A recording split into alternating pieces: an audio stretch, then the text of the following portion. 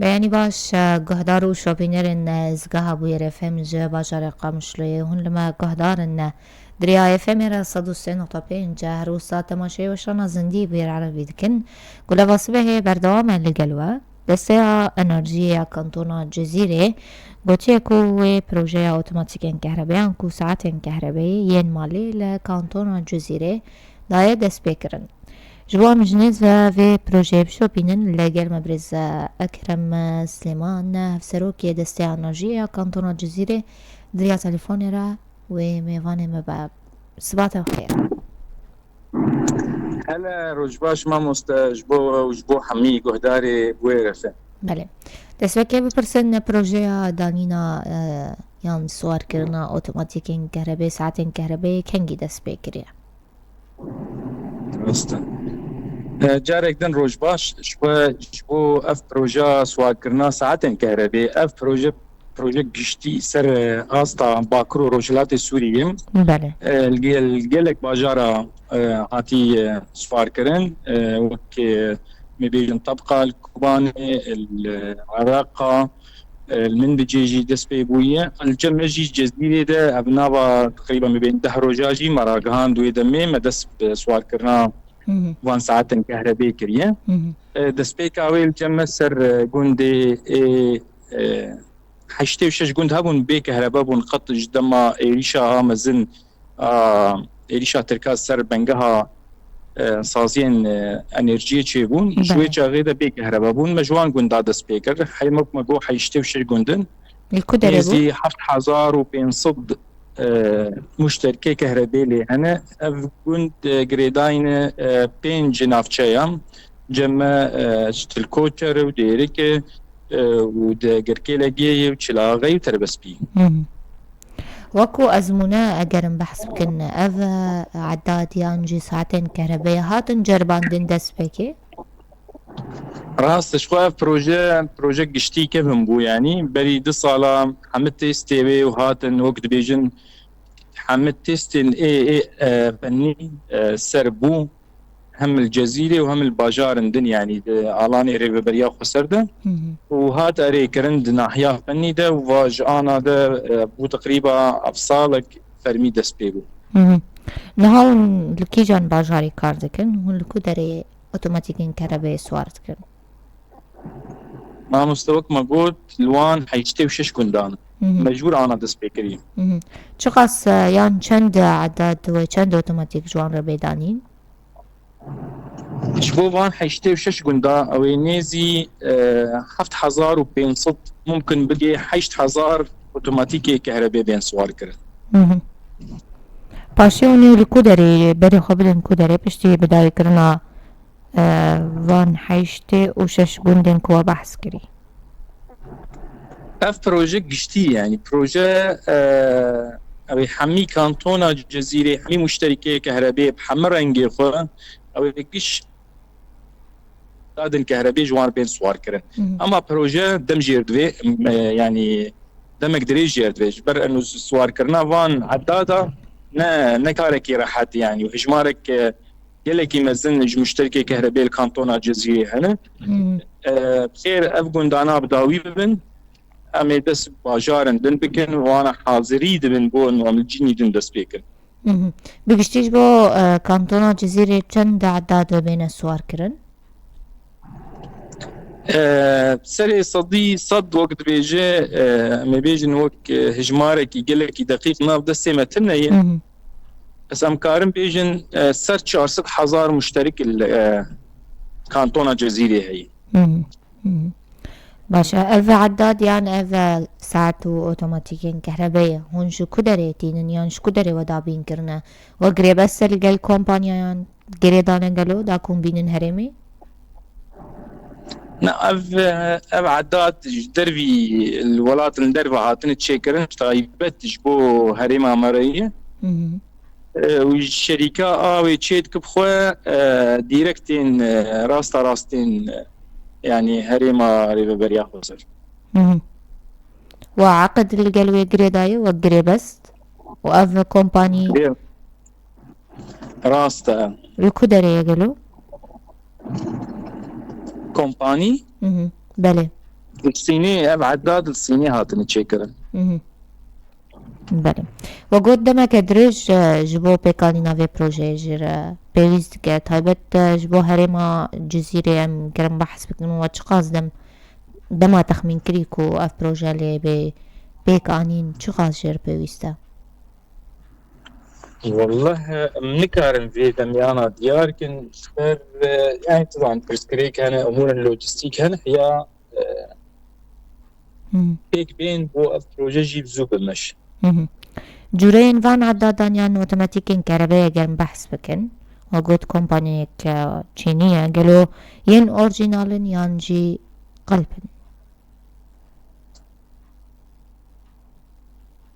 بله بريسا اكيد اورجينال. بله متكارن در دوام بكن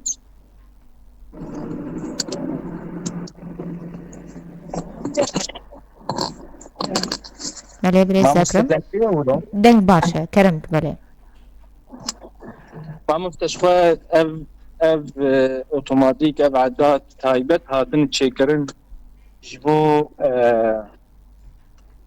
يعني هرمي ريبه بريا خسر جو شرط ومرجع فني ما خستي يعني اف ساعات هاتن تيستكرن برنجك يقلك يدرج يعني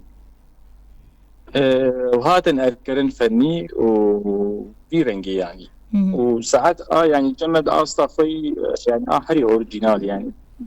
بشرط المرجن قال لك تايبت جمو ما هاتن تشيكرن. بله وكو دستا انرژی هون في بروژه بيكتين تو سازي يانجي رخصتن ناف دولتين الهرمي كاردكن برا علي كارن قالوا نو تسازي يعني تجهات عندنا كسي يعني نعلى قدار مفيكات. باشا وكو تكلفة برين وترخان كريا مصرفها جير هاتيا دست نشان کرن جبو في پروژه چه خاصه گلو؟ براستی كام جبو في بروجي او يعني يعني افرس كونكارن يعني دستايا باكوري ستوري مجبور بس كان جبر انا وقت هريما جزيرة امكارتا وشتي لازم مجبور تقرن تمام نظام طيب جبو فان حيشتي وشش قندن كو ليهاتنا سوار کرن چه قاس حطانين حالي شوية؟ وقت من أنا مشتب ديار كرمة مشتب مسائل إيما أم غراد جمر يعني دستياء أن يجي باكوري السوري تين تقدير كرم بلاش يعني. باشا. باشا بريز أكرم پشتی دانی نوان اوتوماتیکن كهربائية گرم بپرسن سیستم فاتوران و بي پیکانین و بي جيب جي کرن؟ سري صدي صد جبر أب عداد كهربائي أساسي يعني أو سيستم هايني إلكترونيك سر أساسي فاتوراي ودبيت كيلووات فبري ويبكهرو تخرج كوان. بله. أما بپرسن بين سروشا الكتريكي بآخذن بريز أكرم داويترين كاري و درباري جاك سازية محطين كو تايبجي دتو بارانين درونين تركيا دا هاتن روخاندن قالوا جاك ساز كرنا وان محطيان و ستاسيون الكتريكين كوشكار در كيتنا جيشتيا كوداري أنا بكشتي ما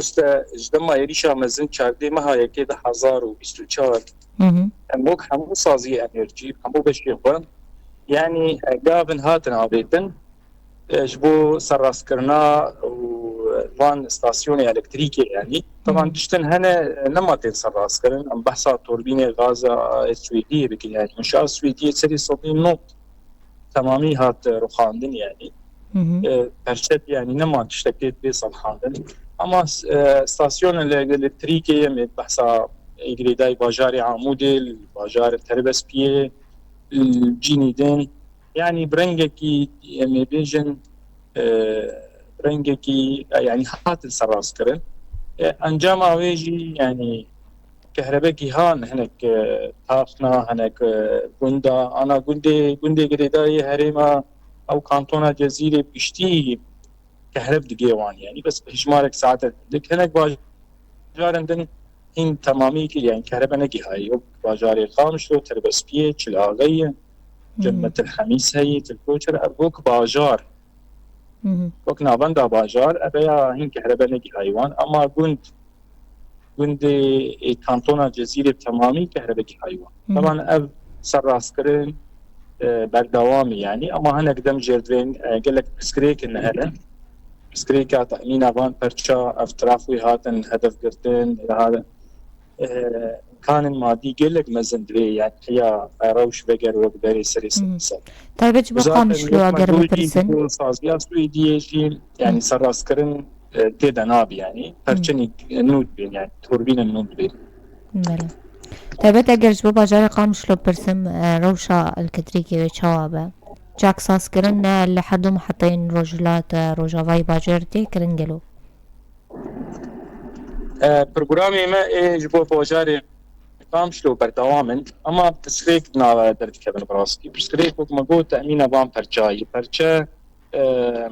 يعني دهري ماري ببريا خسر دتنية برجا يعني بين ولات نجدر بي يعني حتى بان حريمة بيشي دورة وبحمو كالجيزاني يعني بس بيكي علاني بريا خسر بيشكي يعني در باسكرنا وان برشي ولهم قدخي يعني اشخاص بسكريك قال لك مثلا ادنجي بسكريك المادي يعني اقيبان برشا قال لك كيبو هاي جبر ولو حما يعني بيجي من برنامج ما يسر باسكرني تاخير كبير وتاكليل قال تسازي يعني جير خستن تاكل داري في مجارنا كريا كوفان برشا در باسياري ما يمكن امو صازيك غريباي ريفيريا فسر مدن يفتيهان حما يعني جهات على قدار يعني ناب طويبه ضريبه اما برانتي تبقى سبج كسبينا بله قالك سپاس برز اکرم سلیمان هفسروکی دست انرژی کانتونا جزیره الگل مبول داویه و خازن تشتکی زده ببیجن ناس ساعتا خوش بو تلیبونی بو امتروشا تشتیجی جوالاتیار دیار قالك سپاس بمین ناف خیر و خوشی ده گهدارو تماشاوانی مویر فیلم پشتی وی ناف برا کرد بعد عام دکن الگلبا